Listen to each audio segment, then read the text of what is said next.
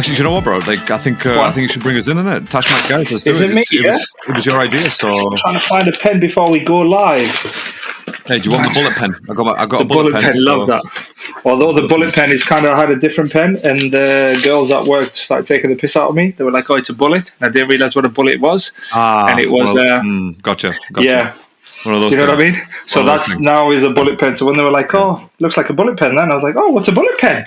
They were like, "You don't know what a bullet is?" No, and I was like, "I'm not a middle-aged woman. We don't do that. Who doesn't have a partner." The whole mechanics of what we do is different. Totally. Yeah, exactly. Kind of doesn't work the same. Anyway, let me put this shit back. But for everyone out there, by the way, listening to this, and you want to know what a bullet pen is, do not search it when there's kids around. Please do not search it. Do not search it with your little ones around, nieces, nephews. Don't get in touch on Twitter sons, or X. daughters. You know what I mean? I don't want to hear about it. Don't want to know. It's not what happens. Okay. But that's not how it goes down here. That's a fair point. Man. Do you know what I've been watching recently, though? Because obviously, I think this is how we're going to start every episode now. Go on. You can do the intro at any point, by the way, and I'll put you in. But all right, I've been watching recently, right? We're watching Lost. I don't know if you ever... Did you ever watch Lost? I've watched parts of it, but I've never kind of watched to the point where I'm fully invested in it. You know what I mean? I've been watching Billions. That's what I got kind of invested into a while back. And I just realized season 7 came out, but I kind of cheated and went straight to season 7. So I missed 4. I think I missed 4, 5, and 6 for anyone who's watched it. But I'm going to start it again with the misses. So yeah, but go on, Lost. You're back into it, yeah? Billions. Do you know what? Is that like kind of like Succession / Empire, that type of stuff? Empire, the one 50 Cent Empire? Not 50 Cent Empire, the Music Empire one? The one with the one where the actor came out saying, I got jumped by... Yeah, I forgot his name. That Dave Chappelle makes a joke on it online when it says, to an American guy called me French gay or something. It was like the black community didn't believe it. Is that the same Empire we're talking about? The rappers, the music? Yeah, it's the same one. The guy who was Iron Man. He was Iron Man in the first Iron Man. Yeah. No, it's not. It's not like that. It's very much kind of a bit of telling you the shady dealings that they do, and insider trading, and one guy trying to take. Oh, it's such a good show. I recommend it. Become billionaires, right? Yeah, well, this guy, becomes a billionaire because of that. Invest $3 million insider trading, and then all of a sudden you've got 100-something million. You know what it is, Rick? I've always sat here and I've always wondered how do these guys become billionaires? Bro, I'm telling you, right? Because exactly that's it. All of a sudden it becomes, I've got a friend in a pharmaceutical company who's got to do something. Then they're going to go public. They're like, okay, but he'll sell half of the percentage or 50% of the company to us for X amount of millions. And when he goes public, it's going to be worth billions. It's funny with these guys because they're always like, I started from nothing to make my billions, and then all of a sudden you read their autobiography and it's like, wait a second, some guy invested 400 million in you. What? That's it. That's it. Yeah. When did you start from nothing? I love that idea that started from nothing. It's just a sales tech, isn't it? Like, I started from nothing. It's one of the worst things you can ever say to someone because no one starts from nothing. If nobody starts from nothing. You've got nothing. Like, let's just face it. You know what it's the same thing. I agree with you 100%. It's same. I think this kind of Uncle Phil's from Fresh Prince comes to mind when he says, Uncle Phil, Will Smith is that scene where he's like, I want to do it on my own. I don't want to be like my kids. He goes, Will, do you think I didn't have doors open for me? Yeah. Now I'm in a position to open doors for you. And it's just to remember, there's nothing brave about being, now I'm going to do it all on my own. Bro, like, that's fine. Have that mentality, but still accept help, accept people's handouts and so on and so forth, but be smart. But no, this billions shit is fantastic. It's all about the networking. Everybody can do something. Why do you need to do everything? Yeah, with everything, it really is. Honestly, like, it doesn't matter what it is in life. It's all about the networking and who you know, because no one really gives a shit and reads a CV or so you did X and O capital in what is a chapter in international management. No one gives a toss about that. Yeah, exactly. Elton Mayo, who is that? I still don't know who that is. I have no idea who that is. I don't even think that's his real name. I know it's Mayo somewhere because you know why? I like mayonnaise. So there it is. That's as much as I learned in business school. But anyways, Rick. No, but go on, Lost, brother. Come on, quickly on Lost. What were you saying? Lost, right? Right. First of all, first season, 26 episodes. It's like, it's too excessive. There's too many episodes, right? Right. But just got into season 2. I'm not even kidding you, right? 2 episodes in, and I am hooked. Like, I wasn't hooked in season 1 because obviously we're watching it like, staggered throughout the month and all that stuff. So not like every night. So I was never like got into it. But honestly, I watched the beginning of season 2 yesterday, 2 episodes. And I'm just hooked. Instantly, I'm like, I want to know what happens next. But 26 episodes, if you've got time, sit through it. But it's way too long. That's what I wanted to say about Lost. But obviously, this is what happens on this, with Tash Mike guys. Tash Mike, we talk about anything. We put our Tashes close to the mics. That's what we do. That's exactly what it is. Otherwise known as talking. So... on the mic. Rick, do you want to bring us in? And with that said, let's bring the intro. Let's do the intro. Please, let's end this. Hello and welcome everybody to Tash Guys. We have changed the name. We are the Tash Guys. Yeah. The Tash Guys, the dudes with the Tash on the mic. Here talking football, clearly talking series as well, as you can hear, talking anything. We're just here to have a conversation with two boys, been friends for decades now. Absolutely, way too long. Over two decades easy, so yeah. You know what I mean? And obviously 22 years, yeah. 20, damn. 22. Is there a plaque for that or something? We need a plaque or something. We need something being made out. It's 25. You get silver, yeah. Silver at 25. Right. Gold silver at 25. All right, we get a 75, bro. Then we're way too. Give me a pinky ring. Give me a pinky ring at 25. Put it right here. Yeah. Cross Cosman. Anyways, we're going to get into it. I want a little plaque saying Tash guys and a pinky ring. Actually say it on the pinky ring. Actually say that as well. Well, maybe even around it saying Tash guys on the pinky ring. Nice. So it's not even an actual ring. It's just tattooed around your finger to say Tash. Yeah, that's not silver. No, I'm not going that far. I love you, bro, but not that far. No tattoos. No tattoos. No needles are touching this body. No, obviously, Rick, we're back with episode 2 of Tash Guys. And like we said in the first episode, if you haven't heard it already, go back and listen to the reasons why we changed the name. And actually, listening back to it, it was totally Rick's idea. He was the one who said Tash Guys, and we ran away with it, which is yeah. Thank you for the credit. Appreciate that, broski. Appreciate that. We still do need one of those mics though that I can get close to my Tash. I really do. Yeah, I think we might have to invest in that. I'm thinking there might be one of those that does next day deliveries that could probably have a look at without saying the name. That's not that. Let's not get carried away. If you fancy sponsoring the Tash Guys, go to GoFundMe page. I'll even take a mic that Gary Neville has previously used. I will take that. I will use it. Okay, I will do it. But no, Rick. Obviously, we have that guy. No, same. I don't want that microphone. Bin it, burn it, whatever you need to do. Just don't bring it to me. Right? But no, we're back, bro. We're back. We are back. So too. Obviously, this is the 5th week of the Premier League. 5th match week, and I watched a few matches. I tuned in over the weekend. Yeah, what did you watch? Because we're professionals. We're professionals. Love that. It's the first match I watched, right? And honestly, it made my weekend. I'll be honest, straight away. Man United versus Brighton made my weekend, and I just want to get into it real quick because I don't know if you watched it yourself. But I caught bits of it. I didn't watch it all because at a certain point I was expecting a decent game and it was just all one-sided. And I think we all know which way it went. Awful from Man United. Absolutely awful. I think there was obviously been memes about Man United, the club that's had more statements than wins in 2023. Yeah, I saw that type of stuff, the whole Jadon thing, Anthony thing. And obviously, not to mention they've got whatever thing. Yeah, we've got the names beginning with R in their team as well. So it's not looking good. It's not looking good. I'm not talking about Rashford, by the way.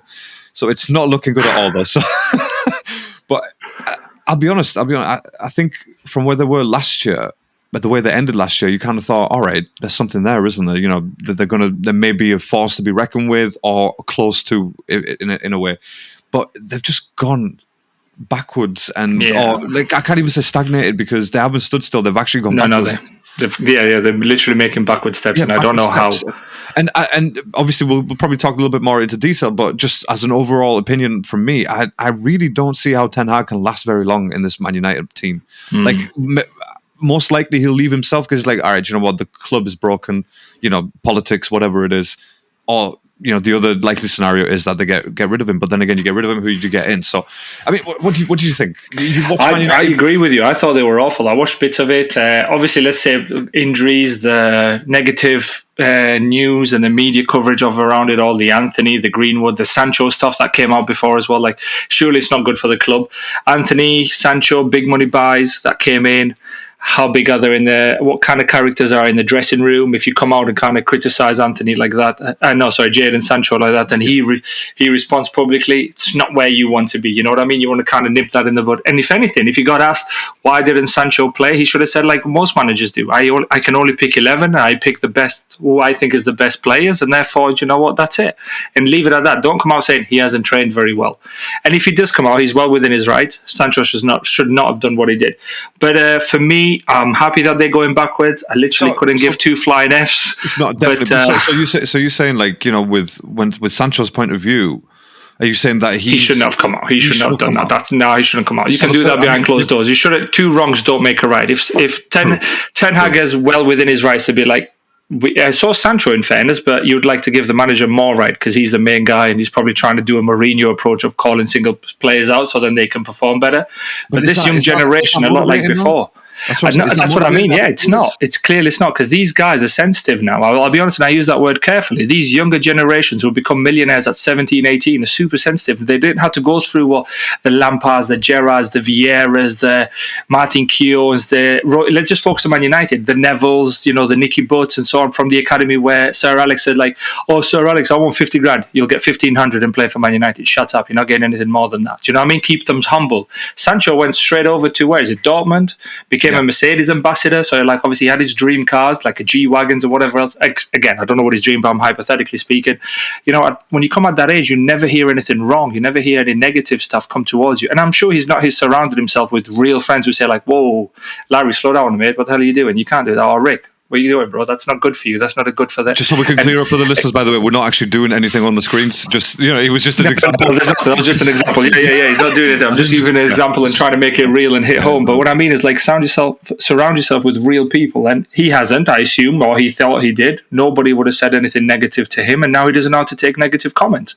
And one way to do that is to retaliate. What he should have done is apply the Drake 3-day rule, 72 hours rule. First day you want to do something. Second day, by third day, you probably actually, do you know what, I'm glad I didn't do anything.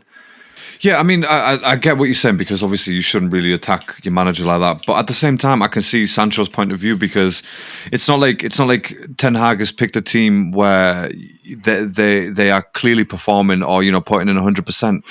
For example, he kept putting Martial on and he kept taking Højlund off. Do you know what I mean? Like he hasn't started. Yeah, that was obviously against Brighton. Then he took him off and said, "Why would you take him off? He's your main threat." Yeah, especially if you need a goal. Yeah, that's it. No, I agree with you. The wings, you've got Højlund in there. He's a physical player. So again, it was a wrong decision. So I can understand why Sancho would get pissed off because it's like, all right, you're saying I'm not training, but you're picking players that are clearly not good enough. Lisandro Martinez is clearly not good enough.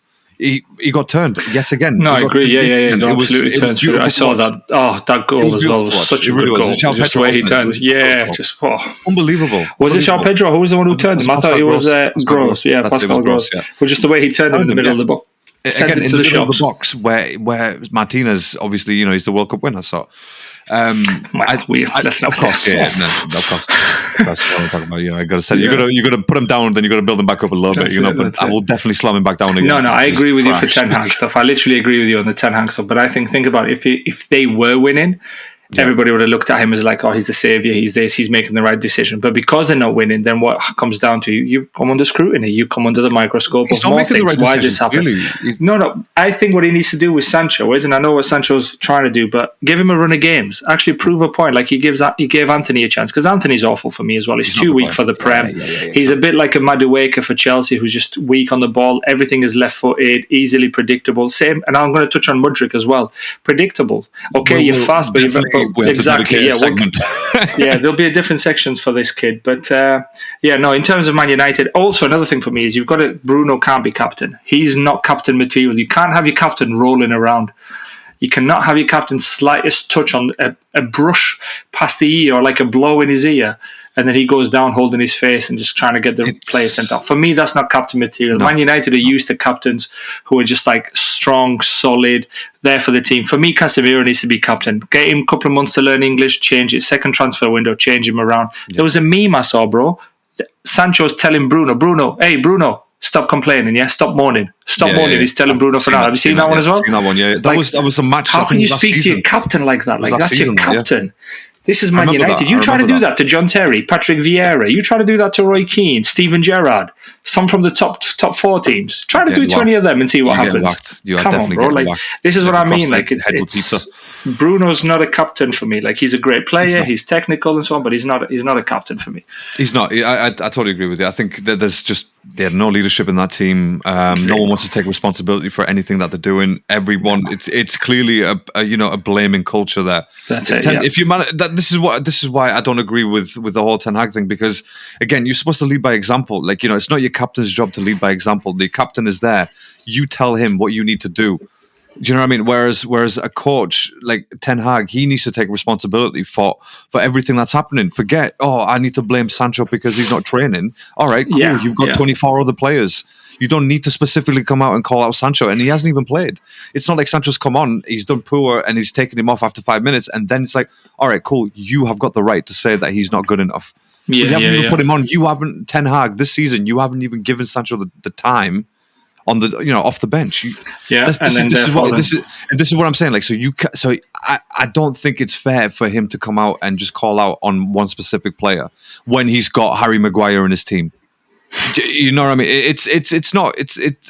That's why I don't think Ten Hag's going to last very long at Man United. Just because from last season till now, he's felt very edgy. Maybe not the right word, but he's felt very edgy when he talks about the team. He doesn't. I don't think he understands the team that he's got, because he's not putting in the right players. I mean, yeah, you spent money on Lisandro Martinez, but guess what, mate? You need to drop him. We spent 72 million on Pepe. That guy got dropped until it started. Not even a second thought of it. Oh, you're not good enough. You dropped. I don't care about your price tag. You are dropped, lad. Yeah, that's Sancho, he did the same thing too. So do the same with the players that aren't performing. Don't give them more chances to prove you wrong. You know what I mean? Like, to prove. Yeah, I totally get you. Like, don't let them fail you. They're effectively failing him each time they go on the pitch. Every single time, and it's because of his decisions. It's because of his decisions. And again, yesterday I was a bit thrown off. It's unbelievable. Yesterday I was thrown off with their tactics as well. Like, he was playing, what was he playing? McTominay, Casemiro, and somebody else. I don't know what formation he was playing. You put McTominay on. He's been watching too many international games where McTominay's done well. It's like, that doesn't work. He's done well for Scotland, and then that's it. Yeah. So, well, they were good, Man United, like, in the sense of for 10, 15 minutes, I think they were okay. They looked a little bit, but then Brighton just got into the game. And this always happens. Go away from home to these big clubs, hold it tight for 10, 15, and then play your football. And they clearly did. They just went through them like a hot knife through butter. There's a nice stat that I actually did take a picture of, but let me see if I can find that stat of De Zerbi and everything. Well, while you're looking through the stat, for me as well, what I think it is like the buying of Mason Mount hasn't helped. I don't think Anthony and Martial still being there, like, he looked like he didn't care. They were chasing the game, and he came on and he was just like walking around. There was no pressure for them. For me, at the minute, they're on a similar boat as Chelsea. They just look like a completely brand new team, not knowing how to play. Old Trafford is not what it was. 72,000 fans can cheer as much as they like, but if the players are not performing on the pitch, nobody cares. No, and I agree with you. I agree with you when it comes to that, because it used to be a fortress. You go there, you get scared. Every team. Beauty of dreams. You were scared of just walking out, weren't you? Especially when you came out of the corner and all the fans cheering. It was a long walk from there to get to the middle to line up. Yeah. So no, it's incredible. Like, I'm going to read you the stat right from Brighton stat, for a De Zerbi stat. Yeah, because for me, if at the end of the season Brighton's still in the position that they are now, or end up in the top 4 or top 5, De Zerbi deserves the manager of the award, because 100%. he is fantastic. Brighton get top 4, he's fantastic. 100%. September 17th, 2022, Roberto De Zerbi signed as Brighton coach. Yeah, plays Potter. Now, he's had the most PL goals by teenagers since he joined. So 15 goals have been scored by teenagers. Yeah, and obviously we know who they are because we've seen Brighton. He brought in Ansu Fati, which again, not many teams can boast that. He's not a great player, but he brought a player in from Barcelona, so he's one of those.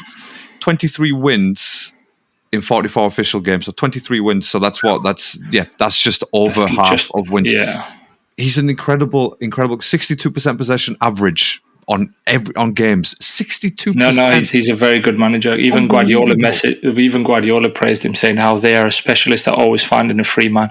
I watched them play. I was particularly focused on Billy Gilmour, because obviously I had a soft spot for Billy Gilmour when he was at Chelsea. Since the shame that he went. Sorry, not shocking. Shame that he went. But what can you do, bro? I think I've got some words to say on like these certain players that we let leave. But I was very, very impressed with Gilmour. Quick decision making, ball coming to him, get rid of it, pass it around, and like with purpose. It wasn't kind of thing of just, let me just get ready to keep the ball. It was with purpose. He moved back to the defense to get in a better position, come into midfield, passing it around. I was really impressed with him. But again, credit to the manager. What he's done for that team is incredible. Also, another thing was he was keeping 2 players wide at all times. So the left wing back, what's his name, Mitoma, and Lamptey, who's played left back, so not wing back, left back. They were just hugging the line. They were effectively doing what Man United were doing with Giggs and Sir Alex, where Giggs was making the pitch as wide as possible, so there is always a pink ball across from one end to the other end. And it was just difficult to mark because the left back or the right back at this purpose would have been, I forgot his name, who was playing right back, Dalot, what's his Dalot? Yeah, Diogo Dalot. Diego Dalot, yeah, he didn't know who to mark because players were running from midfield. And it was incredible to see. Honestly, it was amazing to watch. Defensively, they were very, very poor, like absolutely disorganized, and maybe who's this? United, yeah.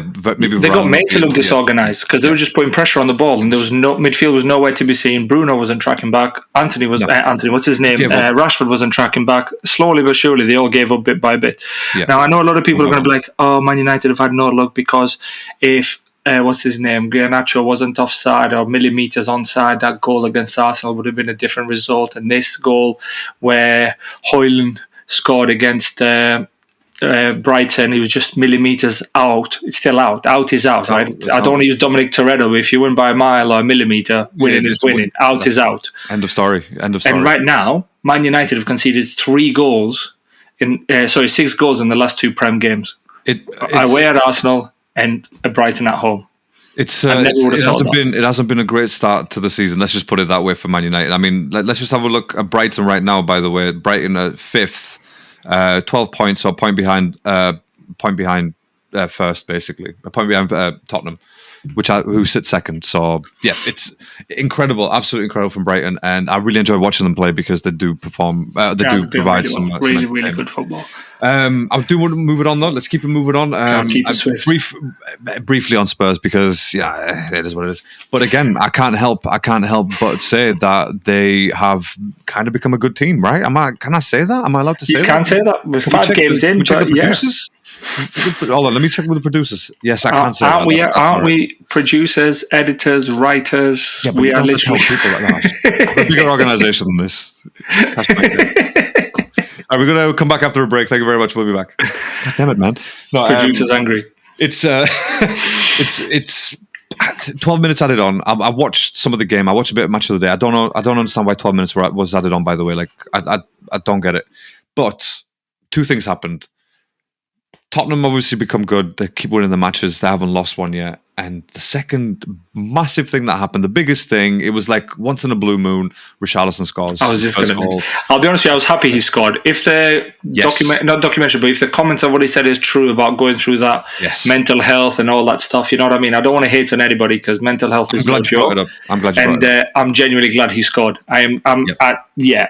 Spurs, but I'm glad he scored. Personally, I was just happy for him scoring. I'm in agreement with you because, like you said, people going through that type of stuff, then obviously, as fans, we can't bring that up, in terms of, oh, you're shit because of this, blah, blah, blah. Yeah. He came out, he knew what was wrong. He became a man about it. He was like, right, look, I'm going to go to see this, going to get through it. Came back, scored a goal. Fair dues. You can't be mad at that. Someone overcoming a challenge like that, you can't be mad at it. He filtered his friendship group as well, didn't he? Because obviously, I think as fans, we look at it and be like, "Oh, you're on $100,000 a week. Well, what's wrong with you?" But listen, it doesn't matter how much when you've got mental health is something else. But yeah, you're right. I'm glad he scored. I agree, and again, not like I'm his biggest fan now or anything like that. Still don't really care for him as a player, but fair enough. As a human being, he's come through a challenge, and yeah, he's done well. So, and Postecoglou, by the way. Wow. Ange, yeah? Good old Ange. Wow. I'm speechless when I watch Tottenham now because I was kind of hoping Sheffield were going to, steal it 1-0. Yeah. They came back. They stuck strong to it, and every single one of them players just played. They were the better team. I watched, again, from the highlights, obviously, unless they were biased towards Spurs, but from the highlights, they were the better team, and they deserved it. And again, it goes to show what a manager can do when a group of players buy into the system and just bring that good feel-good factor. Good players. Perisic, but who's the boy in the middle? Is it Basuma? Fantastic. Driving from midfield. I think he just got injured. I think he got injured. I think maybe that's... Did he get injured? That's possibly why the long the long wait. Maybe, but that's not great then for the next game. That's two midfielders with quality, and obviously Spurs, who they're going to bring in now. Who's going to play there? Eric Dyer? Eric Dyer will just pass the ball. This is what Chelsea was missing when Chukwuemeka got in. He was our driver from midfield, and fearless. It was a fearless driver for sure. But yeah, there you go. With Spurs, as a footballing community, it's nice to see because more competition. It makes it more interesting when we watch games. That's why we watch football at the end of the day. We don't watch football to be like, fair enough, 100% of the entertainment. That's why Man City don't have that many fans, okay? Because it's boring now. All right, boring.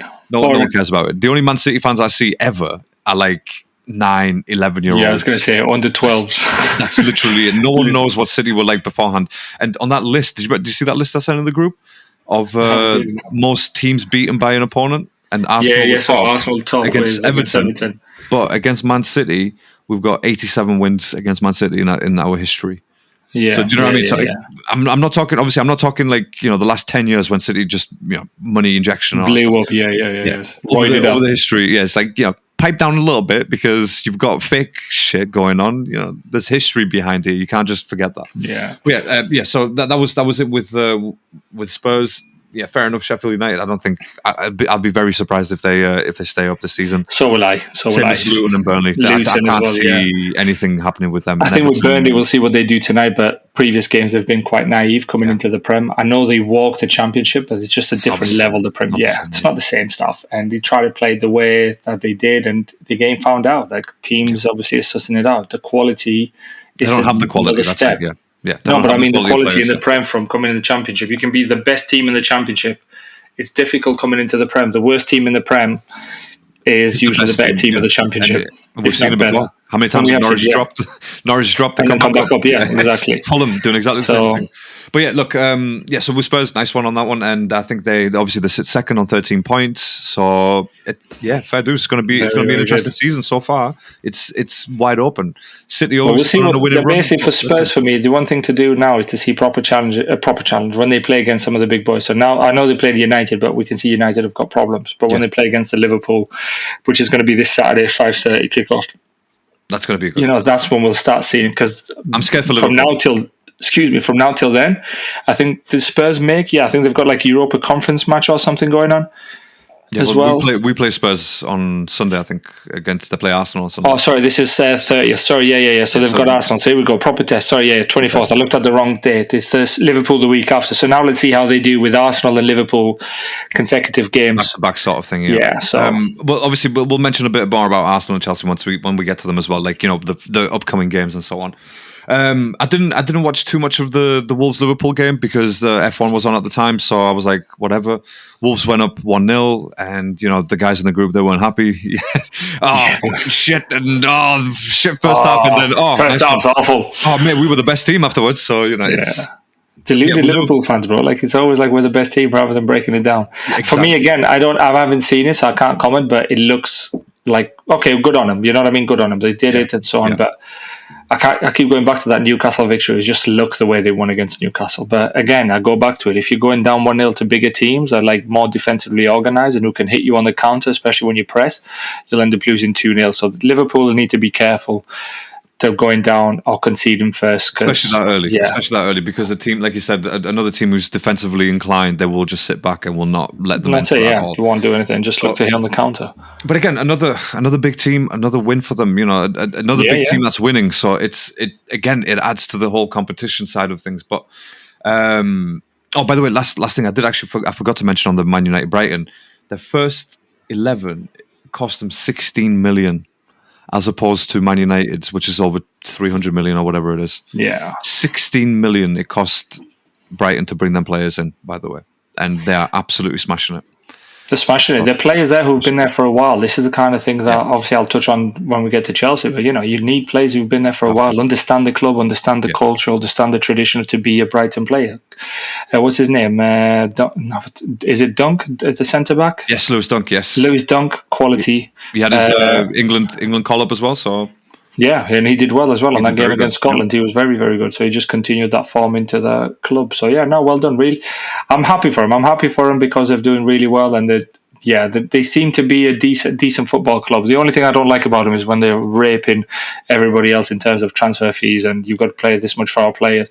No, still a sore spot for me, because they were trying to buy Levi Colwill from Chelsea, and we've seen Colwill has been doing all right for Chelsea. Okay, he's not the world class player. He's not a John Terry of Rio and so on, but he's got the potential to get there if he keeps his head down and works very hard.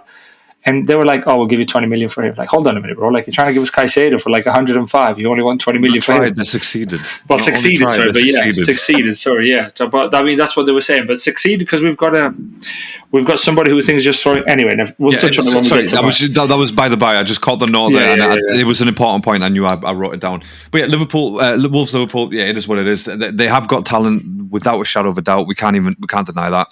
But it's still that clicking phase. There's still players there who are or should be transitioning out at this point in time. Like we said before in the first pod, 170 million for Salah or 150 million, whatever it was, that should have been accepted.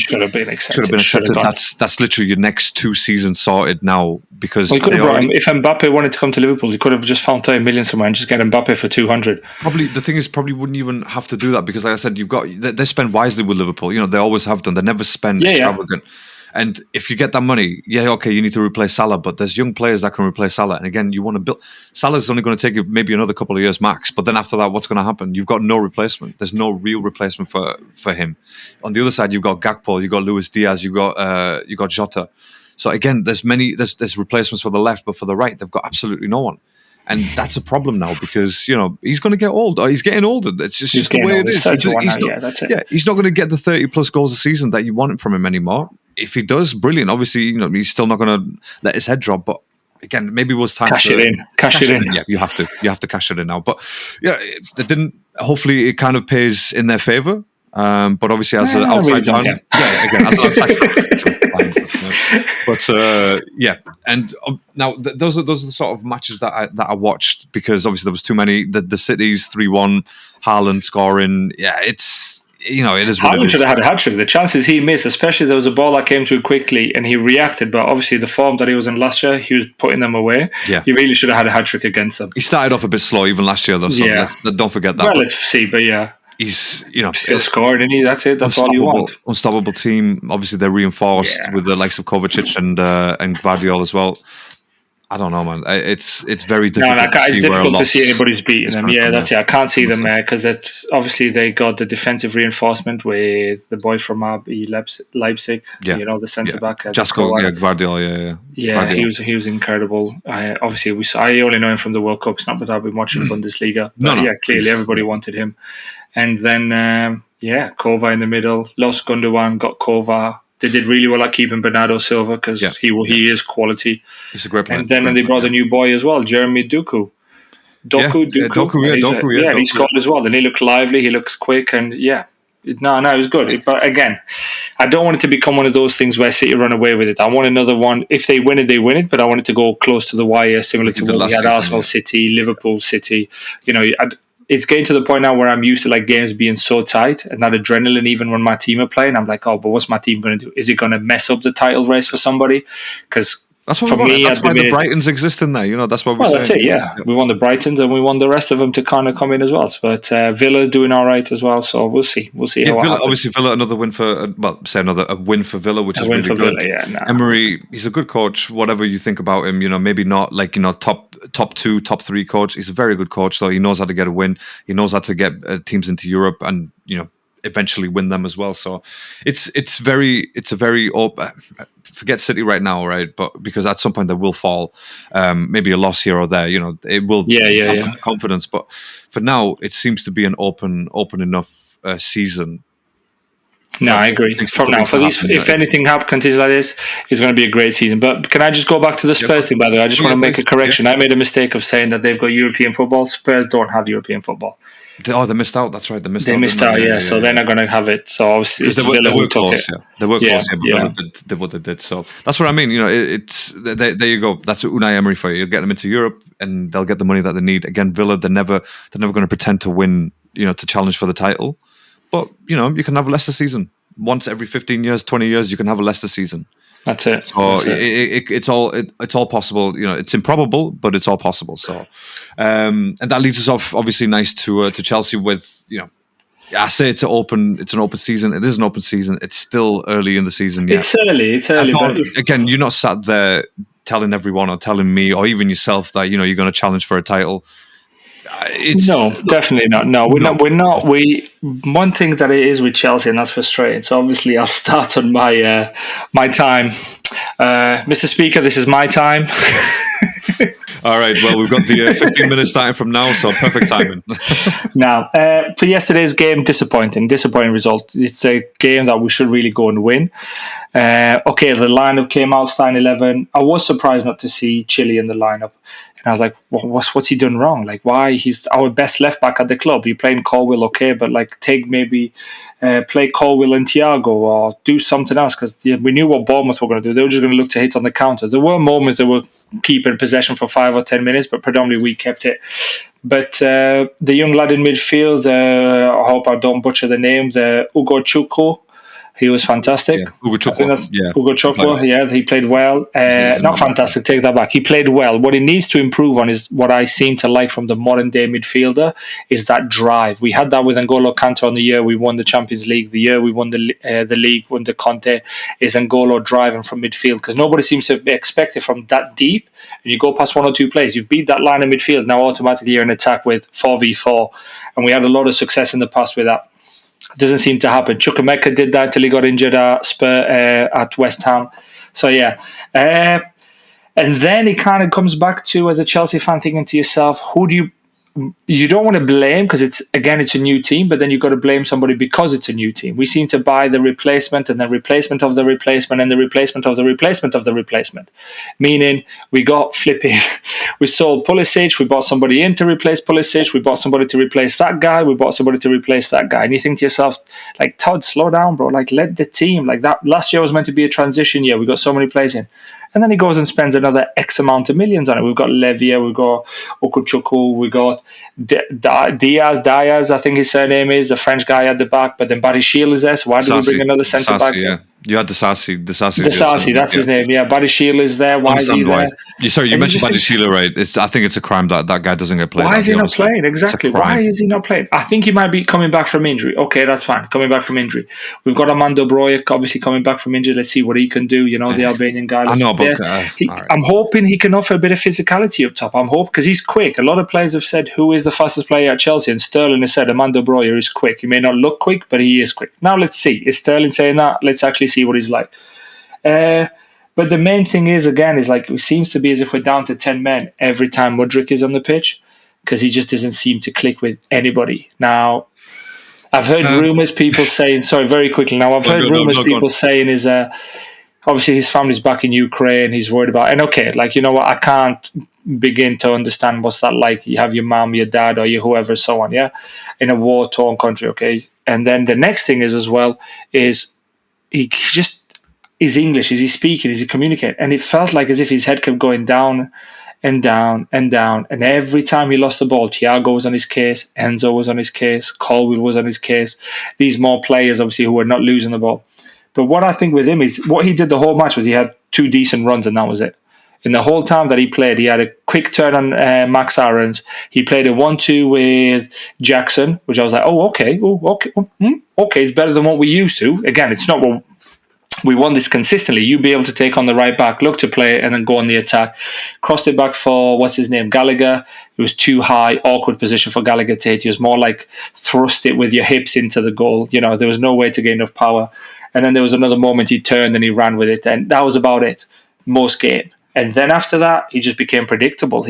Every time he got the ball, he wanted to cut into his left. But Max Aarons read that and got the ball every time. Yeah. He was fantastic for Bournemouth. When Sterling came to that side, he understood that again. I made some notes on this, basically saying, like, fell off. But what does he need to do? He needs to add more components to his game.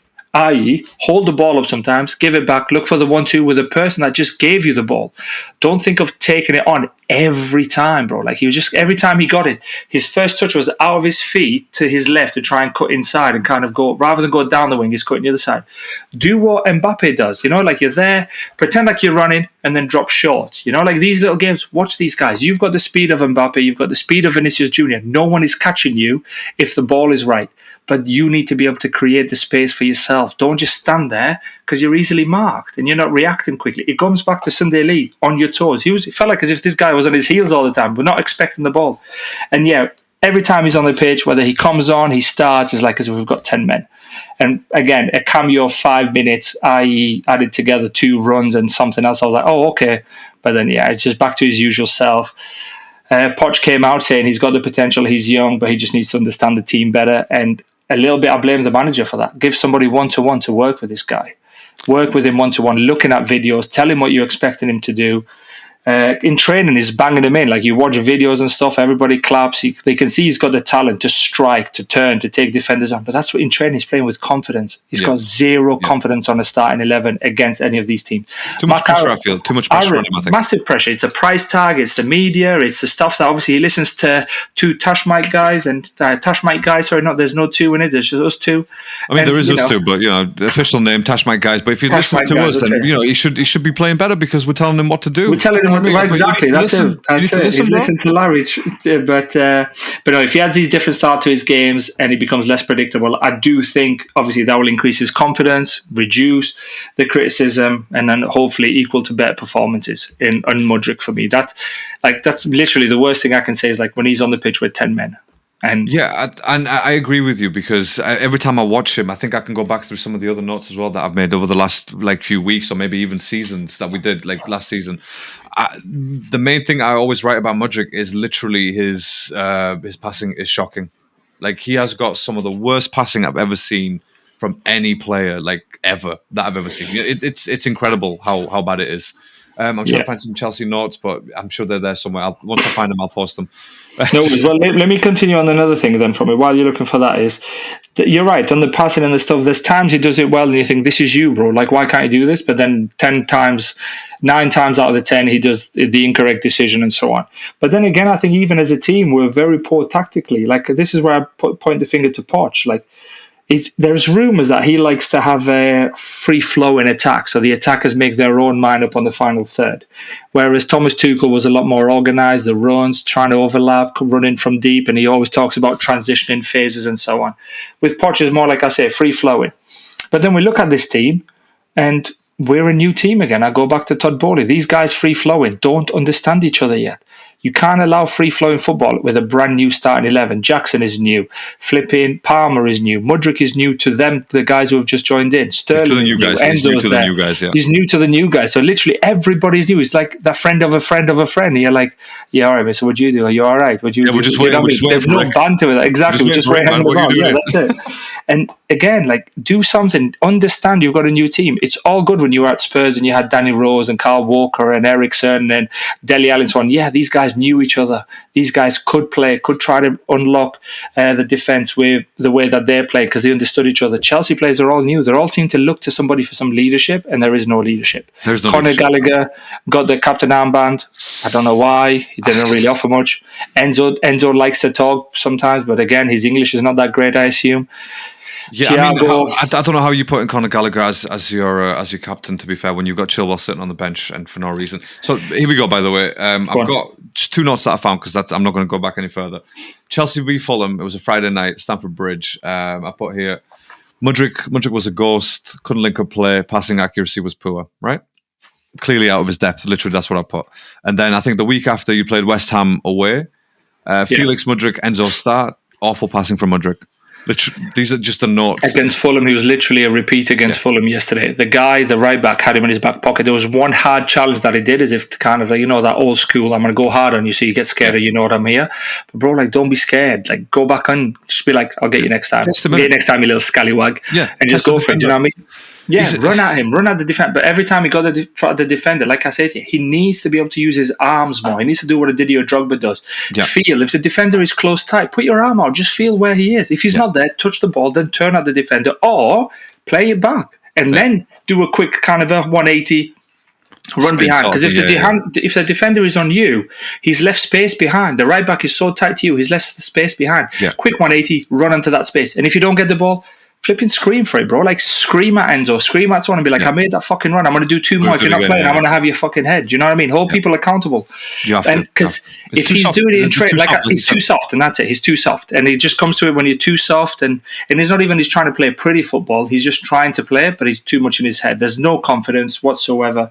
Experienced players need to put an arm around him as well. Like, I think Sterling needs to do better, but Sterling's performance has been quite poor as well. He went there. Max Aarons had him in his back pocket. Max Aarons was amazing yesterday. Amazing.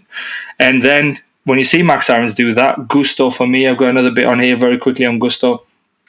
Yeah, decent at defending, decent at reading, trying to stick a toe in, but moving forward, final product, awful. Absolutely awful. Awful. Yeah, I think. I mean, the only good note that I actually have in this for Chelsea is Sanchez great save in the 18th minute. That's literally all I have. Then though, like, you see that? Do you remember, like, when I kept saying it all the time with the group chat? I was always our fault. That, like, okay, it was a good goal, but it was our fault. Caicedo made the fault. It led to a goal because obviously we got hit quickly on the counter because we weren't expecting Caicedo to do a bad touch, and then Nottingham Forest scored. Same against West Ham. We just like somehow switched off, made a mistake. West Ham went and scored. Yeah, self-inflicted. Again, everybody just switched off at the back. Quick free kick. All of a sudden, they're all like looking. Luckily for Sanchez was there. He made the save, bro. Otherwise, we would have been 1-0 down and lost the game. Yeah, I think so. I mean, look, it's not ideal by any means, but we had this conversation about Potter last season, and Potter had a better win rate. I'll tell you now. It's not even about that. I mean, it's about the fact, like, you know, he tried to do something, clearly didn't work because of decisions that were made from above. So why hire someone else brand new to come in and then you do exactly the same thing? You know that didn't work. Like, you saw it didn't work.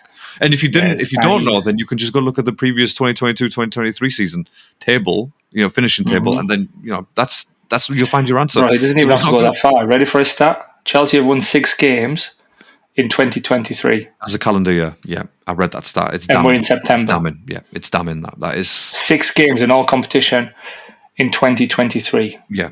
So in 9 months, basically. In 9 months. Like in competitive competition. I'm not talking about, you know, the pre-season before some Chelsea fans get to me and be like, oh, you're a hater. We won this in pre-season. We've got loads of injuries. Listen to me, right? We have got a lot of injuries, and that's fine. That's a win. But you can't rely everything on Reece James and Nguku to come back and be like, oh, you wait till Nguku comes back. If by the time Nguku comes back, we're fighting relegation. We have relegation form. We're 14th in the league. Every team plays Chelsea the name. He's playing Chelsea the name. Sorry, when fans are coming in and be like, oh, we're going to win. That's Chelsea the name. Because the reality of Chelsea is we are shocking. We cannot link 4 or 5 passes together. And if we do, there were moments against Bournemouth we did all right, the final third, we can't make a decision. Nobody wants to shoot. Palmer was running with the ball. Did you see the one with Palmer running with the ball? Yeah. Why didn't you shoot? Shoot, bro. That's what we were shouting. Me and Dad were watching it. That's exactly what we were shouting. And he went and passes it to Raheem, sends Raheem Sterling down the bar line. Like, bro, what are you doing? If you're at City, you would have taken the shot. Why have you come to Chelsea and lost confidence? What is going on at Chelsea where players are losing confidence? Yeah. Raheem Sterling had a great ball. Did you see the one where the ball came to Sterling and he kicked it wide? It looked like as if he tried to cross it in the 6-yard box. And you think, how have you got that so wrong with your experience in the Prem? Never mind like, oh, he's on loads of money. How has he missed that? No, experience as a Premier League player. How have you got that so wrong? With me and obviously we were watching that Palmer situation, and Dad was like, "Oh, he made the right choice," and I was like, "He didn't make the right choice. He was wide open. Like, he could have just taken the shot, and something would have happened at the very least. At worst case, it would have counted as a shot on target. Yeah, you know what I mean. Yeah. And that's again, test the keeper. It's the confidence that you need. For me, watching Chelsea, and you know what, I'm just going to look at the real quick at the starting lineup for you. Not for you because obviously you know, but I'm going to look at it myself. Standard. But yeah, so the lineups, you've got Sanchez in goal. I'll be honest, he hasn't been too bad, but the defense. He's been all right. He's been good with his feet. He's been good in the air. He's been good getting a goal.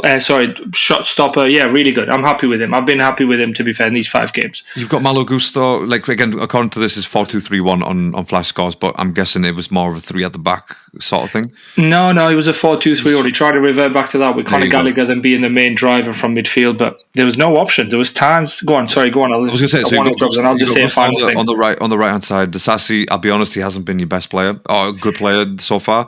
He's had moments where he's good, but genuinely from the last 2 matches that I watched. Overall, Chelsea, that's it. You've just got to do it overall. He hasn't done anything, so he needs to be dropped. Thiago, he does his thing. But again, if he's got no support, what the hell is Thiago meant to do? Thiago's got no support as well. But Thiago is very much now at 38, 39 years old, a bit like Van Dijk. He looks very good if another defender's challenging and he can come in and sweep and take the ball off. Thiago's fantastic. Which is fair. Another thing is he's calm. Again, it's the calmness. On the chat, is the calmness, and you need that at centre back. You know what I mean? He's very calm on the ball. He's collective. It just shows his experience. At 38, he's played at the top clubs in Europe, AC, PSG, and AS. All of them. And he's won pretty much everything that there is to win, apart from the Prem and a couple of things. You know what I mean? So, he's a winner basically. He's a winner. He's got that winning mentality. For me, if it's all possible, obviously you shouldn't start with Colwill on the left. You should be starting with Chilwell. Yeah, again, if you want to play 4 at the back, then this probably Colwell's not the guy for you. Just shut Chilwell there on the make him a what's it called, a left sort of winger, if you will, or a left back / winger, left wing back, whatever you need. Chile can do that though, can't he? Chile can run up and down the pitch. Exactly, he's a dynamic left back. He can play left wing back. He can play left back. Colwill, if I forgot his other boy's name, Disasi. Not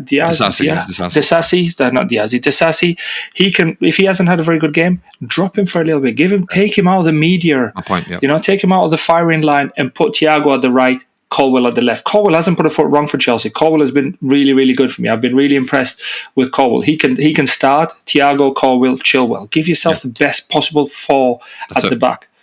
Because Colwill can play in that sort of centre back role, or even if he has to push him back a little bit more to the left. But you're right. But I think what it was when we were transitioning, especially when we were attacking, Colwill didn't support Mudryk enough to kind of make the runs on.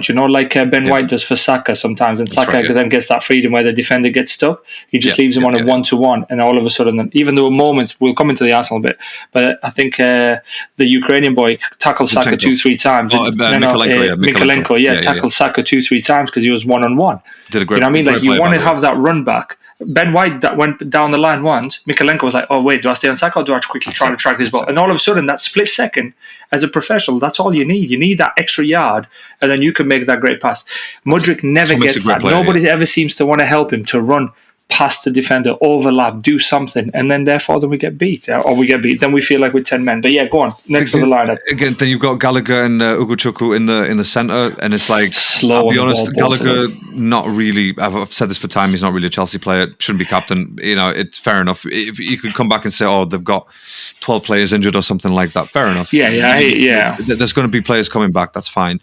But again, it's not just looking at that. It seems all over the place anyway. You've got Disasi in there, which again, like you said, you haven't been performing. Drop him, put someone else in, and you've got Chilwell sat on the bench. That's just madness to me. How are you not starting with Chilwell? I don't know how Chile's not starting. And then obviously in front of that, you've got Mudryk, Fernandes, and Sterling and Jackson up there.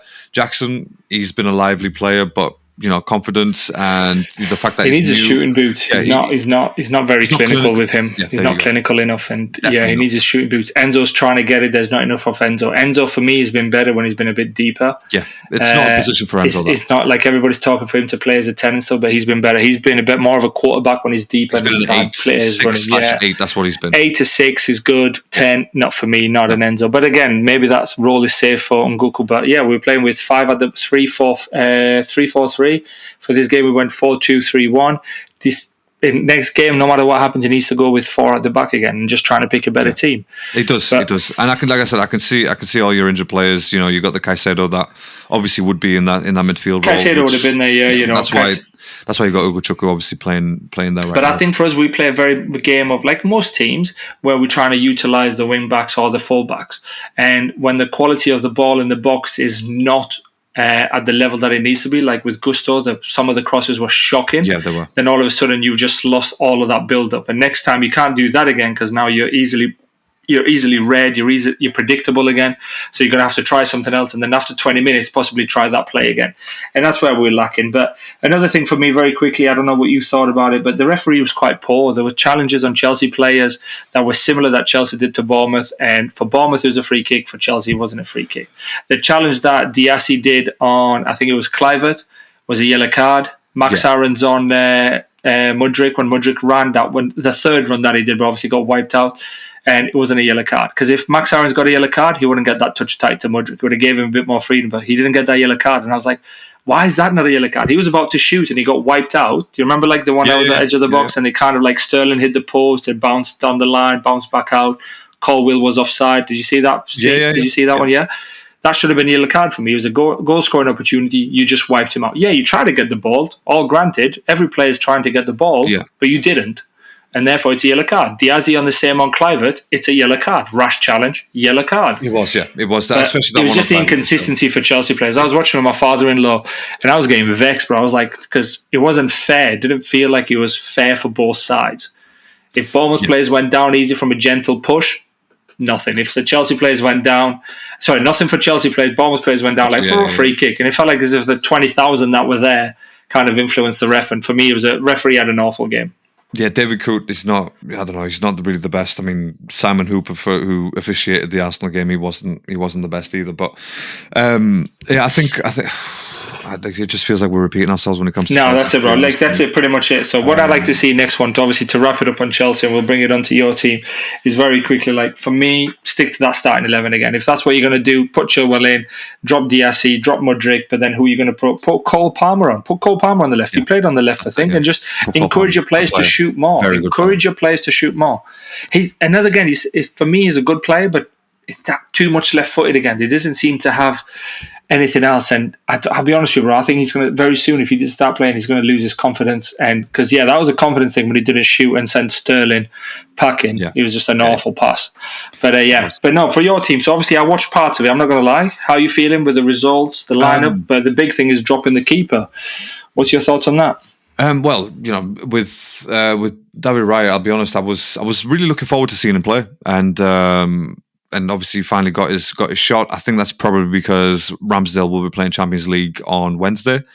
We've got PSV, so that's obviously we're back into that, which is, I can't wait to hear that sound coming from the Emirates Stadium.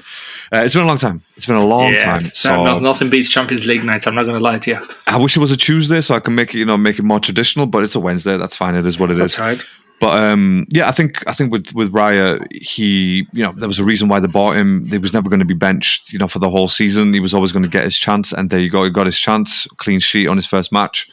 Granted, it wasn't the best performing Arsenal team that I've seen in the since the beginning of last season up until now. But we stuck in there, and we were quite organised. We didn't let them breathe. Every time they had the ball, in all fairness, that Everton they just have no one, absolutely no one playing for them. No, they're shocking Everton. They are such a bad team. They play such bad football. So negative. It's just There's nothing. Literally playing for a draw, and it's just pointless. You can't play a competitive game just to draw. Like, you've got to go out to try and win.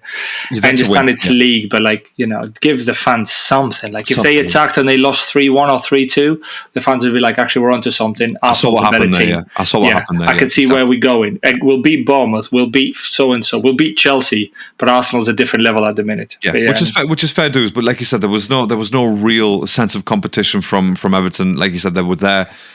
Just to get that game over and done with, all right, let's just set up camp, see what happens. If they leave us some space, all right, attack. Yeah. If not, then stay back. And unfortunately for them, again, we didn't have a fantastic game, but because of their lack of quality, it just helped us get over the line. Really, there was Martinelli obviously had the goal that was disallowed at the beginning. I'm a bit peeved about that just because of the way that the camera angle was facing. It was kind of behind. Rather than on the side, it was rather behind. Than on the side. Yeah, that's it. Yeah. I'll be honest, from behind, it allows for a lot of human error there, doesn't it? If it's from behind, you need to see bang on the middle. That's it. From behind, it kind of looked like maybe Nketiah was just onside, like maybe his foot or his ass or something was onside, but because of the camera angle, obviously, there was a reasonable doubt, if you will. So they were like, "No, we're not gonna give it." Yeah, and it was a shame. It really was a shame because it was a great Thierry Henry-esque finish right in the bottom corner. It was a quality fantastic finish. But there you go. I think the ref could, he got some decisions wrong, especially against Arsenal as well. It's like, all right, so you're not going to give the foul, as you felt about Chelsea as well. So yeah, there's been a lot of inconsistencies from referees, and it's not good enough them the PGMOL coming out a day after the match saying, "Oh, we apologise." All right, mate, cool, no worries, but you're going to give me my goal difference and my 3 points. No, well, but imagine if he didn't get 3 points. Imagine if he was a draw and he didn't get the 3 points. Then exactly. And again, that doesn't help me. So no, your apology is not accepted, and that's the problem that I find. It's easy for them to just to be like, it seems like they found a new thing to do where it's okay, we messed up, we are sorry. Okay, yeah, but for me, sorry. Like that's not good enough. And I'll give the example: what if Virgil van Dijk came out and said, "Actually, I am sorry for calling you a fucking idiot, ref. It was in the heat of the moment and I just got lost, so I'm sorry. I come out next day after 24 hours and I'll apologise." Does that mean his red card rescinded? Is his extension or whatever it was, the ban that got further forward, then does that get rescinded and be like, actually, no, it's all forgive and forget now, pal, so yeah, see you next week? No, it doesn't. So why is the referees getting away with it? They shouldn't, and if that's the case, then it's like, all right, cool, you apologise, you can't take it back, let's have another contest and let's have that match again, let's have one half of that match played and then we'll see what happens. I'm just saying, like, no, I hear what you're saying. Exactly, the possibilities will then be endless. But this way, they need to do something and hold people accountable, because it's the accountability that's lack of. And it goes back to, obviously we'll mention F1 when we get to it by the end. But same in F1, it's like, all right, cool, 5 seconds or 10 seconds because some guy crashed into you and he got the 10 seconds. All right, but you're out the race now. He's still racing. 10 seconds all he needs to do is just lap. Again, I say it like it's easy. All he needs to do is lap, or get a bit of luck where the driver behind is 20 seconds behind or whatever. Then he's still in a good position. No, it's not good enough just to apologize. It's ask ask forgiveness, not permission. That's the way that it seems to be working. Well, unfortunately, no, because there's people's lives at stake here. Like, there is, that 3 points, for example, for a relegation team, that could be, stay up or go down. But because the ref made a mistake and he's apologized, like, all right, cool, but the whole team's gone now, the squad, and Rick's on mute. I can make the difference between 5 million and 20 million. Do you know what I mean? It's just crazy. It's unbelievable to think that, and I genuinely agree with you. Like, when the referee is that shocking, find the refs, find the PGMOL. I'm telling you, find them. Fine them, literally find them. If the referee has to come out and apologize, it's one thing of like, we reflected and we did well, great, but you need to have some accountability for that, so therefore you've got to do it. If you get caught speeding, no matter how much you say sorry to the policeman or anything else, you've still got to pay your fine and be like, but I've learned. That's really good that you've learned. Yeah, speed awareness course, you've got to pay for that as well if you're going to do that and take the points on the chin. Yeah. So, it's just... I think what should happen really, and I don't know, maybe people may agree with this, is like if, say, example, David Coots, the ref from the Chelsea game, he makes 2 mistakes, right? 2 mistakes. That's 2 yellow cards outside of the field. You know what I mean? The PGMOL is like, all right, first warning, mate. You made a mistake. You apologize. Cool, nice one. Second warning. That's a second yellow. Guess what? That's a red card. You're suspended for 2 games. Is there a referee's awareness course as well? Go to the referee to watch some videos and learn from that. Yeah, exactly. Use those 2 times off to kind of become better at your job. Exactly, and that's the thing. You only get 2 of those a season. So if you keep doing, like, you come back after the 2, you make another mistake. That's it. You're suspended for the whole season. Especially if you've got VAR there sometimes as well. Like, allow it. I don't know how they make mistakes, especially with somebody else. But again, this opens more cans of worms. But Judge, we are showing you the evidence. Why are you not deciding on this? But look, but realistically speaking, then what you predicting for this year for your team? Like, I know it's 5 games in, but what are you hoping for, and what do you think will happen? So, like, what's the kind of dream scenario? Don't say treble. Like, be realistic.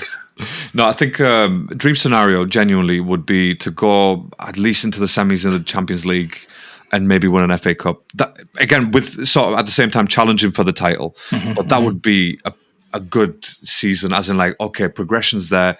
You've made it to the semis of the Champions League, for example. All right, cool. Next season, you may get a little bit closer, a bit more investment, newer players coming in. Because I'll be honest with you, watching Raya, he was confident as hell.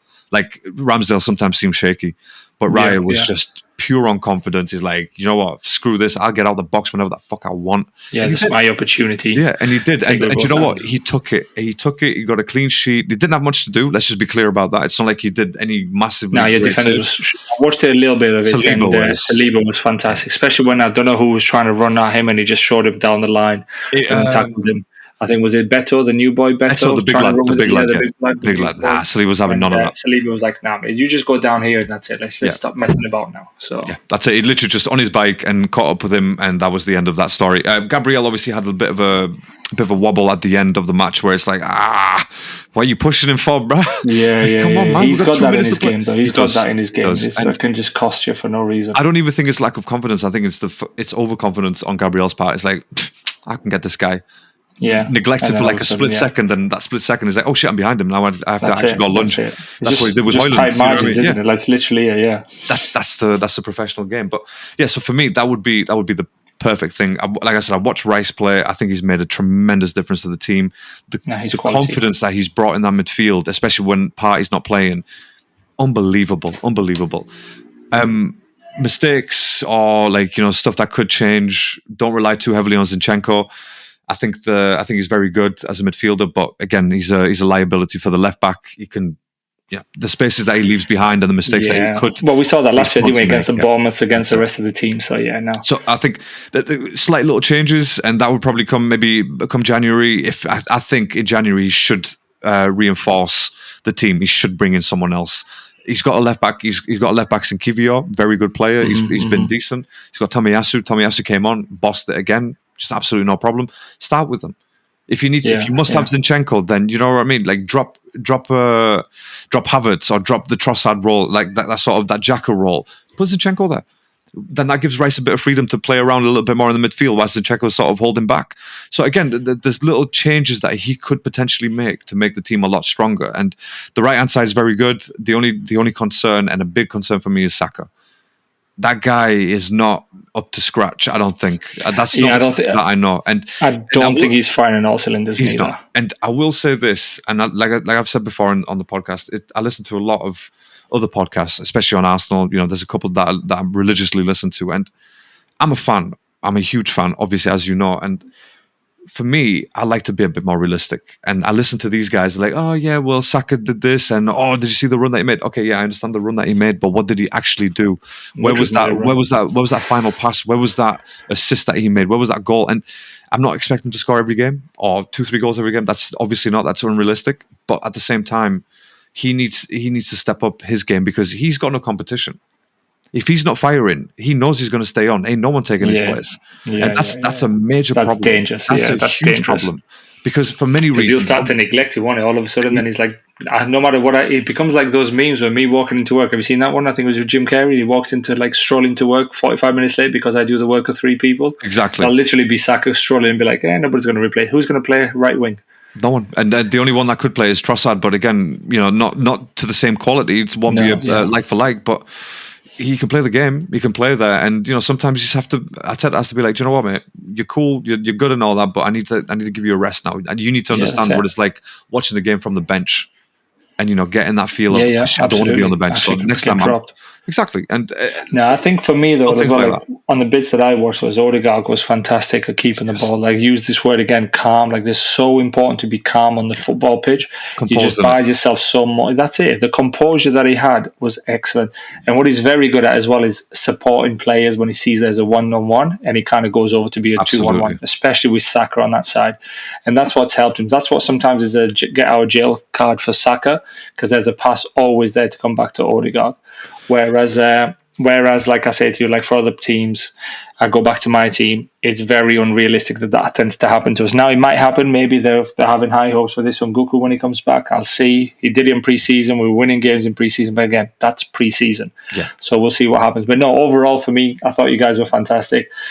I don't think, though, personally, I don't think you'll win the league. I think City, again, they're just that one step ahead. I think so. But what I would like to see is how you guys perform in the Champions League against some of the big boys in the knockout phase. The Real Madrids, the Bayerns, they're the teams. That's it, even PSG, I think you'll beat PSG, but I mean the Bayern, the Reals, possibly Borussia Dortmund, who also like to play that attacking football and high-pressing football. Leverkusen have been good as well. So Leverkusen were amazing. It was a great game on the weekend. 2-2, I think, Bayern, Leverkusen. That was right at the end as well, that the drew. So, it was... Yeah. It's a shock for Bayern, but Bayer Leverkusen are actually top right now. So which is also nice to see. Football changing apart from Premier League, because Man City doing the monopoly shit. But so I think I agree with you. Overall, I wasn't nervous throughout that game. I genuinely felt confident that they were going to win, no problem, and the win came eventually. Trossard, great finish. That's what he does. I can't ask for any more, to be fair with you. And yeah, I'm really impressed that we've got a decent enough bench to bring on. We've got the Reece Nelsons to bring on. Like I said, the Tomiyasu, who's a great player, really, really good player. Jorginho's there, and obviously, Havertz whenever he's calm. Can I just say one thing? I am glad a team like Everton got beat, because I hate teams that come out and play like this. There was no even any counter-attacking football with effort, with determination. It was just like leave Beto to it. Beto gets the ball and do something. Like, what can he do with 3 players around him? So yeah, for me, I'm glad, because I know obviously as a Chelsea fan, I've seen a lot of this park in the bus. Jose Mourinho did it and he was successful with it. But when Jose Mourinho did it, he would counter-attack with 4 players. And he was winning. Ian Robbins and Damien Duff. And he was winning, exactly. So counter-attacking football then became attractive to see, like, defend, break. Yeah. But, times have changed now and so on and so forth. But yeah, I'm glad managers like Sean Dyche need to adapt. He needs to adapt. But for me, I personally, I think he's going to get the sack. I'll be honest with you, because I can't see anything else happening with him. So yeah, I don't want to kind of talk about anybody losing their jobs, but I think he will get the sack. Personally, if we're going to focus on the sack a bit very quickly, I think he'll be one of the teams that are in relegation battle. So like Luton, Brentford, Sheffield, and Big Sam will probably make another appearance again. Absolutely. Where he'll come in and be like, "Oh, if I keep you up, I want 6 million, etc., etc." But yeah, it's boring to watch, man. It's boring to watch. Sean Dyche's team is so boring to watch. And I know Everton fans are going to be like, "Oh, but what can we do?" Have a go. Like, don't wait to go a goal down. I'll be honest with you guys were there for the taking. There were times when they linked a couple of passes and all of a sudden you were thinking like, wait, what's going on here? Yep. Because you got so confident in your own game that you forgot that other teams can actually play against you. Yeah. And if they just do that more often, be more consistent with it, 4 or 5 passes and then go and have just run. But no, it's not good enough. It's not good enough. And the same with my team. There was no running for my team neither. It was just like, pass the ball about. I understand, make the ball do the work, but players have got to be in positions, and the only way you're going to get in that position is by running past your opponent to get there first. And it just pissed me off. He's the type of manager that deserves to be relegated, to be fair, so just so he doesn't get another job in the Prem. And because I can't stand the Sean Dyche team. But look, I've got, like I said, I'm happy to see my team win. We're obviously still in the battle of, and again, I know it's early, still in the battle of the top 5. So yeah, let's just hope it continues. Let's see what happens in the Champions League. We'll obviously discuss that hopefully in Thursdays or Fridays pod. So we'll come back to that. But I don't have anything else to add over the weekend of football. Obviously, you know what I want to talk about because it was just incredible. It was an incredible weekend for you, wasn't it? But yeah, come on, what did you think? You watched it all? Look. Let me just. I've got a little conspiracy on this. I want to let you finish first, and I'm going to finish off on a conspiracy and leave it there until next time. Let me click my knuckles and shoulders. Right, I've got some shit to say. I've made a lot of notes on this because It was a weekend where, from FP1, like Ferrari were just on it. Leclerc was first, top of the board. Then FP2, Sainz was top, and then FP3, Sainz was top again. So when quali came around, before quali came around, I went into my fantasy team, my fantasy F1 team, took out Max Verstappen from my second team and put in Carlos Sainz. Right, gave him a DRS boost. So the drivers that I have, which I'll show you later, they gave me 237 points, right? And Sainz was the main one because he was just that good. And quali, it was brilliant to see Red Bulls be knocked out in Q2. It was like, I don't know what it was, just sent. But what happened there though, right? So I think without obviously, let's focus on that later. Go on. Say your team. No, we'll come to it. But with the Red Bulls, to be fair, the problem that they have with street tracks, or again, not majority of street tracks, but especially Singapore, is the fact that there's a lot of 90-degree corners. There's a lot of tight corners that they have to go through. And the Red Bulls are set up with, like Max, for example, he likes to have a slidey back end, a pointy front end, slidey back end. So that's how that works. But because there's that many turns, there's not enough time for the tires to warm up. There's not enough time for the traction to kick in, for him to go to the next corner so he can make it properly. So that's how the Red Bulls are set up. And again, that's Max's style. That's how he drives. That's how he wins in most of these races. Because again, you've seen other tracks, nice corners. There's never any 90 degrees. So that's the reason why, really, and again, they just could not get the grip on that car at all. And same with Sergio Perez as well. So it was incredible to see both Red Bulls out. What made it even better is the fact that Liam Lawson, who's replaced Daniel Ricciardo because Ricciardo's got his wrist was broken. Liam Lawson, he's the guy who actually knocked Max Verstappen out, or AlphaTauri. So it's a brand new AlphaTauri driver knocking out existing Red Bull driver. Love to see it. So it was good. It made me happy, and even if Max won that race, like the race the next day, I still would have been happy because, like, all right, so Red Bulls have weaknesses. Let's exploit them. And obviously Ferrari, they've got the car to that's the way that Sainz drives. It suits the street tracks, and it suits the Ferrari because there's a lot of grip, there's a lot of downforce that they can produce from it. The only problem that Ferrari have been having is the tires, that they haven't managed the tires well. So obviously Sainz, Russell, Leclerc in the top 3 for quali. It just, that sight alone, it fills you with confidence of F1. It's like, yes, there's no Max, there's no Sergio in this. It's good. It's great to see. But and then obviously in Q1, I don't know if you watched the Lance Stroll crash, the major crash that Lance Stroll had. No, I haven't seen it. I'll be honest, I didn't watch it. I watched the very lights out at the F1, and then I didn't watch anything after that because I had to go and do something. So in quali, in Q1, Lance Stroll came around the last corner to go down the straight. Car lost control, hit the curb, and boom, straight into the barriers. It bounced straight off. It was like 150 miles. It was nasty. He was fine though. He actually had the sense of mind to take his hands off the steering wheel before the car crashed. You could see that in the slow-mo. Just seconds before the car crashes, he takes his hands off the steering wheel because obviously that thing snaps. Yeah, and then just all of a sudden snap your wrist. Yeah. Daniel Ricciardo. Glad to see him. He's all right, but it was eventful. It was eventful. The whole qualifying was very good to see. And in the race, Ferrari started great. Sainz was a level above everyone else in that race. His level of genius was scary. It was like Jeremy Clarkson levels of genius. You know what I mean? That's how good it was. Right up there. There was obviously the virtual safety cars. There was a safety car that came out. Ferrari pitted both cars, and then there was another one later on in the lap 44 or something like that. Leclerc never pitted. It was a mistake, really, because there was 17 laps to go till the end, and Ferraris were really, really struggling because Mercedes came in with yellow tires, obviously medium tires. They were just about to catch up. Maybe another 2 laps, they probably would have caught up. But Sainz backed up Lando Norris into the Mercedes near the end laps. So basically, what that did was he gave himself enough space between him and Norris, gave Norris a DRS boost, because obviously he was behind Sainz. And what that meant for the Mercedes is that they couldn't pass Norris. So basically Sainz helped himself and Norris to beat the Mercedes, and it was incredible. And again, Rick is that excited that he's on mute. He doesn't want me to hear his excitement levels. It was that good, man. It was that good.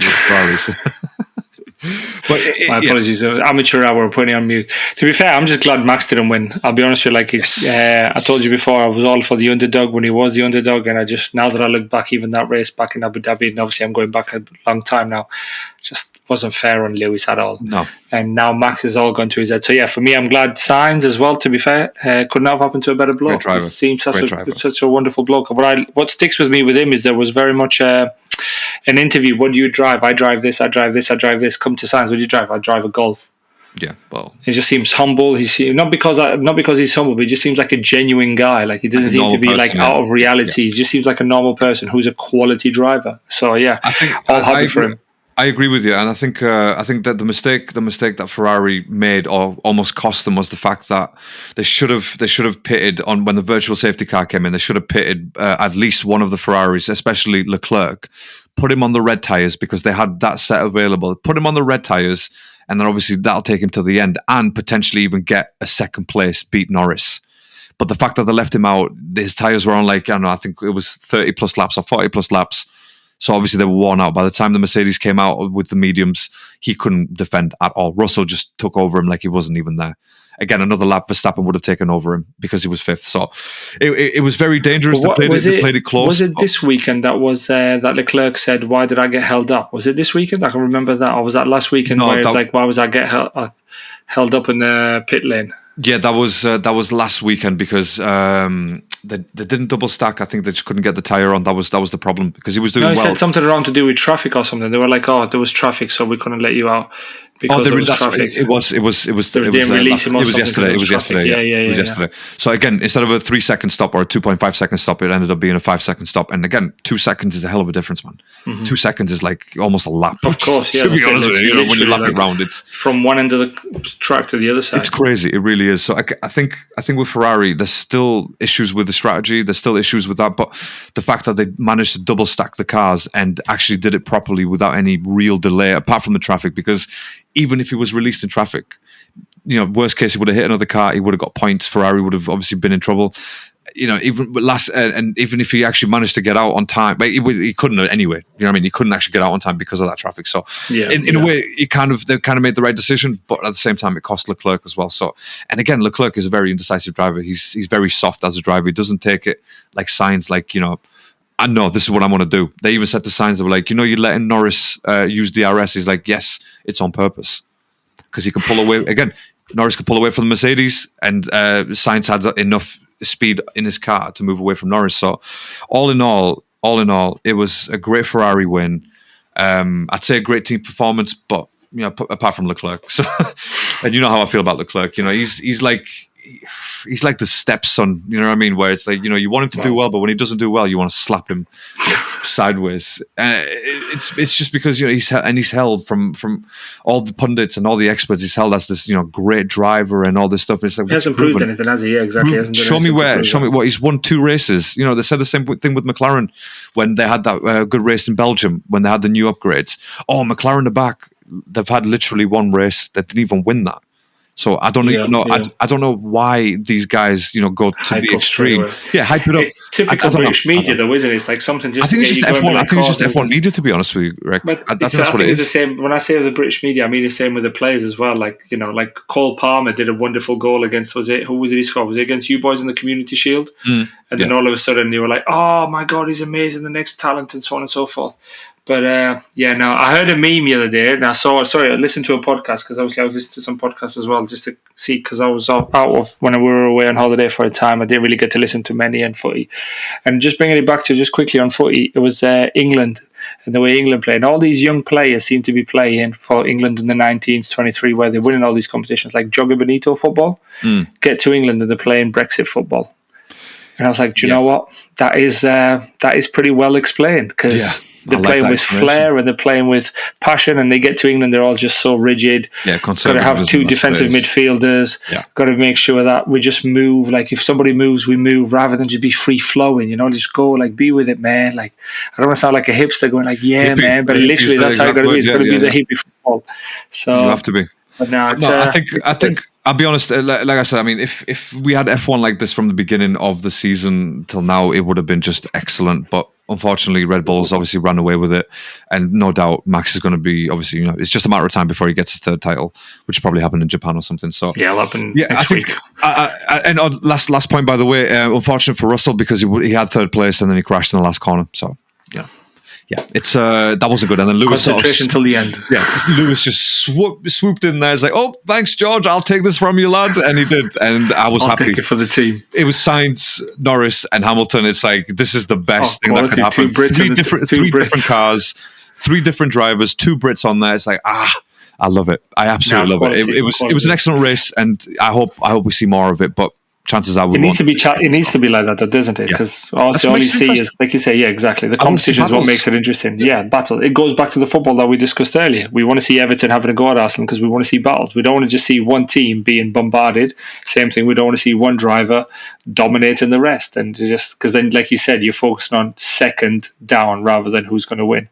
Yeah, so I agree. I think there was one bit that I really enjoyed was Alonso, Gasly, and Ocon fighting, and it was basically like Alonso and Gasly in front of each other, sort of thing, and then Ocon like just next to them, and it was this 3-way car movement into corners. It was just fantastic to watch. Quality, it really was. But yeah. But before you go, very quickly, go on. Give me some quick predictions on City versus Red Star Belgrade. Oh, City win. I'm going to go with a 6-0. Actually, you know what? 6-0. I'll go 6-1. I'll go 6-1. 6-1. You think they're going to score? Yes. I think they'll score 1. Newcastle away to San Siro. Against AC or Inter? Yeah, AC. Bearing in mind, AC got beat like 6-1, I think it was, or 5-1 against Inter. Yeah. So come on, the Geordies over at San Siro. I think the Geordies are probably going to get beat. I think it's going to be like a 2-1 AC. 1-2 AC. Got that. So. And very quickly, and obviously we'll chat about these maybe Thursday night. Arsenal PSV. What are you going with? I mean, PSV beat us in October in the Europa League, so I think we'll win, but I think it's going to be a close one, like a 1-0 or maybe even 2-0, but very edgy 2-0. Okay, I know I say close as 2-0, but like 2-0. It's. And I know what you mean. You're probably nicking at the goal edgy, towards the end. Edgy, yeah. And then finally, United at Bayern. Oh shit! How do I say this in a nice way? Yeah, I hope they get smashed as well. I'm thinking Harry Kane's going to score a hat trick against Man United. I really hope think it's going to be 4-1. 4-1. You know what? Fuck United. 4-0. Fuck them. 4-0. Love that. We'll talk about these listeners. Come what's it called? Come Thursday night, we'll do that. And we can do a prediction for the weekend, because obviously we've got the North London derby to look forward to.